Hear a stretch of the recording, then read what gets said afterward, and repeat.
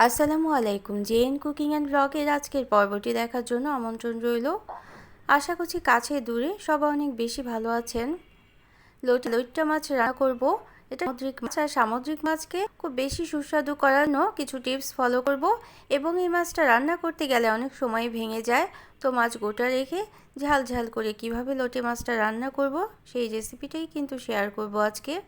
রেসিপিগুলি ভালো লাগলে চ্যানেলটাকে সাবস্ক্রাইব করে সাথে থাকতে পারেন। 3 থেকে 4টি মাঝারি সাইজের লোটে মাছ আমি ভালোভাবে কেটে ধুয়ে পরিষ্কার করে নিয়েছি। পরিষ্কার করে নেওয়ার পরও দেখা যায় যে একটা স্মেল থেকে যায়, যেহেতু আমরা সামুদ্রিক মাছটাকে আমরা ফ্রিজে রেখে সংরক্ষণ করে তারপরে রান্না করি। এই জন্য এই স্মেলটা দূর করার জন্য প্রথমে আমি আধা চা চামচ লবণ, আধা চা চামচ হলুদের গুঁড়ো এবং 1 টুকরো লেবুর রস মিশিয়ে 10 থেকে 15 মিনিট সময় রেখে দেব। তো এভাবে রেখে দেওয়ার পর আমি পানি পাল্টে 4 থেকে 5 বার পানি পাল্টে ভালোভাবে ধুয়ে পরিষ্কার করে নেব মাছটা রান্না করার জন্য। এভাবে করলে মাছের সুন্দর একটা স্মেল তৈরি হয়, খেতেও কিন্তু অনেক সুস্বাদু হয়। আধা চা চামচ শুকনো মরিচের গুঁড়ো মিশিয়ে রেখে দেব মাছটা রান্না করার জন্য। প্যানে আমি পর্যাপ্ত পরিমাণে তেল দিয়ে দিলাম, তেলের পরিমাণটা একটু বেশি লাগবে। তারপর পেঁয়াজ কুচি দিয়ে দিলাম, পেঁয়াজ কুচিটাও একটু বেশি লাগবে। এবং আস্ত রসুন দিয়ে দিলাম 1/4 কাপের মতো। ছোট সাইজের রসুন আমি ভালোভাবে পরিষ্কার করে ছিলে নিয়েছি, স্কিনটা ফেলে নিয়েছি। এবং 1/4 চা চামচ আস্ত জিরে দিয়ে দিলাম। আস্ত রসুনের পরিবর্তে রসুন কুচিও কিন্তু দেওয়া যেতে পারে। দুটো ছোট সাইজের তেজপাতা আমি মাঝখান থেকে চিড়ে দিয়ে দিলাম। এখন পেঁয়াজটা রসুনটা ভেজে নেওয়ার পর মশলাগুলো দিয়ে দেব। 1.5 চা চামচ আদা রসুনের পেস্ট দেব, আধা চা চামচ হলুদের গুঁড়ো, আধা চা চামচ ধনে গুঁড়ো, 1 চা চামচ শুকনো মরিচের গুঁড়ো এবং 1 চামচের সামান্য কম লবণ দিয়ে মশলাটা খুব ভালোভাবে কষিয়ে নেব। 2 বার পানি দিয়ে আমি মশলাটা কষিয়ে নিয়েছিলাম ভাজা ভাজা করে। যেহেতু কোনো তরকারি ব্যবহার করব না, এজন্য মশলাটাকেই খুব সুন্দর করে কষিয়ে নিতে হবে। তারপর একটা একটা করে মাছ উপরে ছড়িয়ে দিতে হবে। এভাবে করে দিলেই কিন্তু মাছটা ভেঙে যাবে না। তো আমার রেসিপিগুলি ভালো লাগলে একটা লাইক দিয়ে দেবেন, প্রয়োজনে কমেন্ট করবেন আর শেয়ার করে নিতে পারেন ফ্রেন্ডস অ্যান্ড ফ্যামিলির সাথে। তো মাছগুলো সবগুলো ছড়িয়ে দিয়ে মশলার সাথে আলতো করে মিশিয়ে নিতে হবে। খুব ভারী স্পুন ব্যবহার করা যাবে না, হালকা স্পুন দিয়ে নেড়ে চেড়ে কিন্তু মাছগুলো রান্না করে নিতে হবে। এই মাছটা রান্না করার জন্য ননস্টিক প্যান ব্যবহার করলেই সবচেয়ে ভালো হবে, যেহেতু এই প্যানে লেগে যায় না। আর যেসব কড়াইতে লেগে যেতে পারে মাছটা, সেই সব কড়াইতে কিন্তু রান্না করা যাবে না, তাহলে মাছটা ভেঙে যেতে পারে।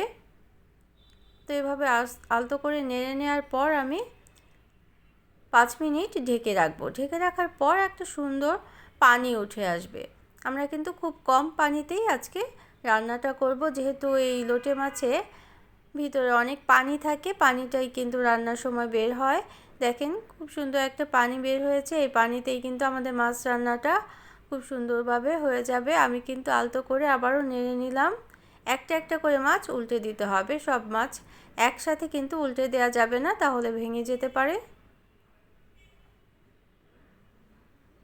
তো যারা প্রথম চ্যানেলটিকে ভিজিট করছেন তারা চাইলে চ্যানেলটিকে সাবস্ক্রাইব করে বেল বাটনটা প্রেস করে অল অপশনটা সিলেক্ট করে সাথে থাকতে পারেন, তাহলে নোটিফিকেশন পেয়ে পরবর্তী রেসিপিগুলো দেখে নিতে পারবেন।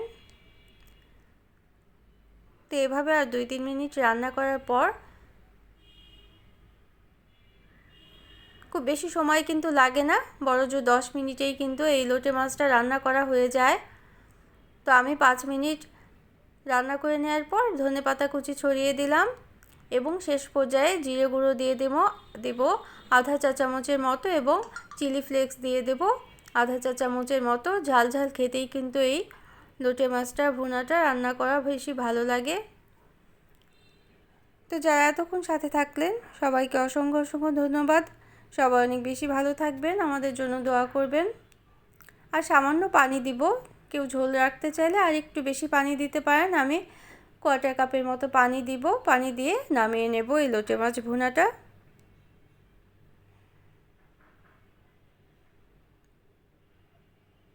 তো নেড়ে নেওয়ার দরকার হলে একটা একটা মাছ এভাবে করে উল্টে দিতে হবে।